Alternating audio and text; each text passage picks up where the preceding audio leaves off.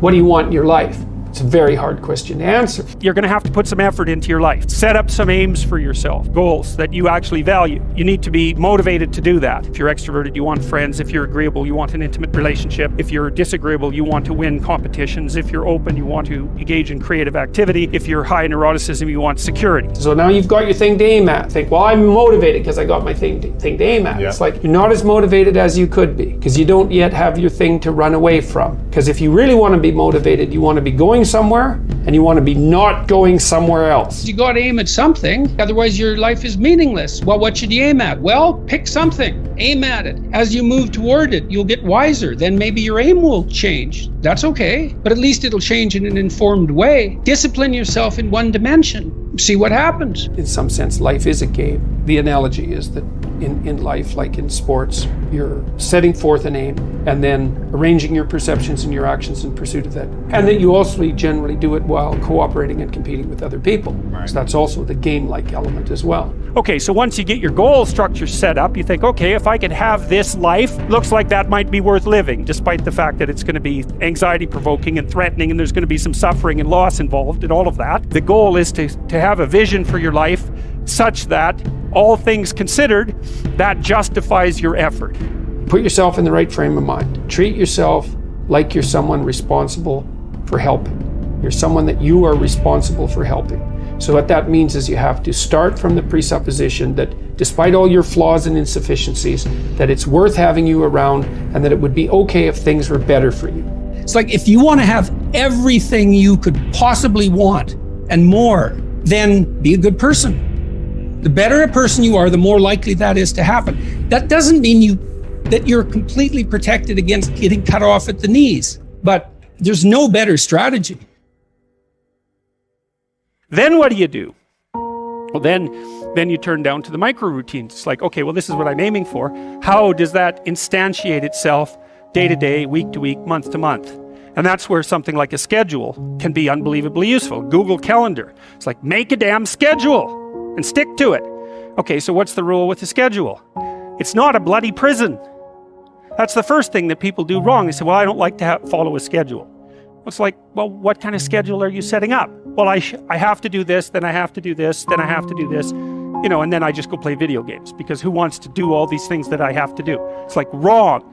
Set the damn schedule up so that you have the day you want.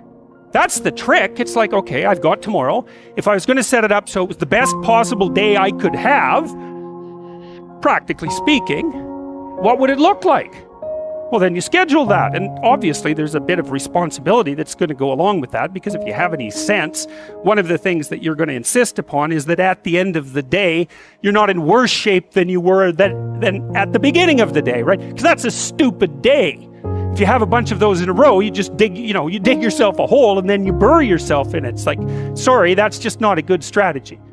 Now it's okay, now you got your vision. You're trying to get through a territory you don't understand. And here's your option. No map, a map that's not so good but has some things about it, or a great map. Well, obviously the great map is the thing you want, but the map that's something is way better than the map that's nothing. Plus, as you explore, because of your map, you could start to fill in the details. Let's say you aim at something and you develop some skills along the way, and then you get like a third of the way there and you think, oh, that's not for me. It's like, well, yeah, fair enough, but now you've still got the skills you developed.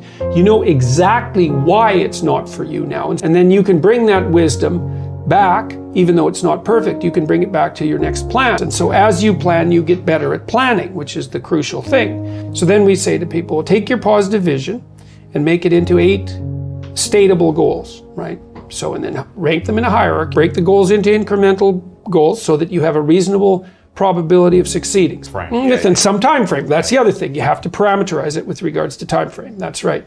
And when you're in the zone, you're expanding your skills in a manner that's intrinsically rewarding because you're succeeding. And so you want to set, if you're good to yourself, you think, okay, I need to set a goal, but I need to set a goal that someone as stupid and useless as me could probably attain if they put some effort into it. Right. And then you've got it perfectly, because it's not so high that it's grandiose or impossible, that you fail necessarily and then justify your bitterness. Well, I set a goal and I didn't attain it, so I'm not going to set any more goals. Right. It's like, no, you set a goal that was inappropriate and you're playing a trick on yourself because you wanted to fail so that you could justify not having to try, which isn't helpful. You're still going to be a victim. It's like, there's no way out of that, man.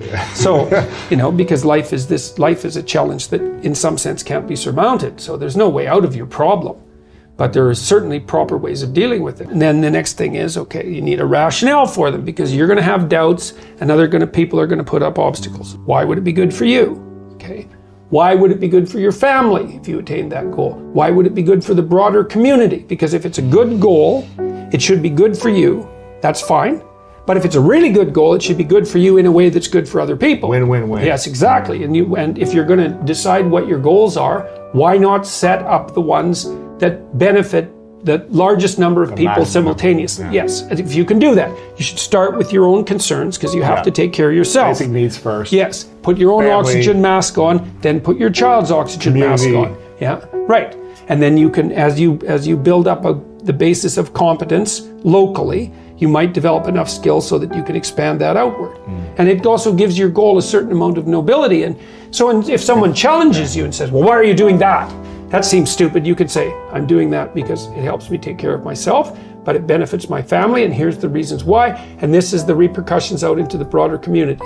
People who are putting up objections and doubts aren't armed to deal with that kind of response. Yeah. And then when you have those doubts in your mind that plague you, say, why am I doing this? Oh yeah, it's because, well, I have to take care of myself, because otherwise I'm pathetic and useless and bitter and cruel, and then I'm going somewhere terrible, so that's a bad idea, and here's how it would help my family, and here's how it would help the community, and that's good enough set of reasons for it, unless I can think of better ones. Right. If without better ones, that's good enough. When the unknown emerges, you tend to experience anxiety. And then there's the known, and I define the known very specifically and very carefully. The known is the place you are when what you're doing produces the results you want. And I say want because that brings motivation and emotion into the game. So you're motivated to pursue something. You pursue it, and what you want happens. Not only do you get what you want, but you get validation for the structure that governs your perceptions and your actions.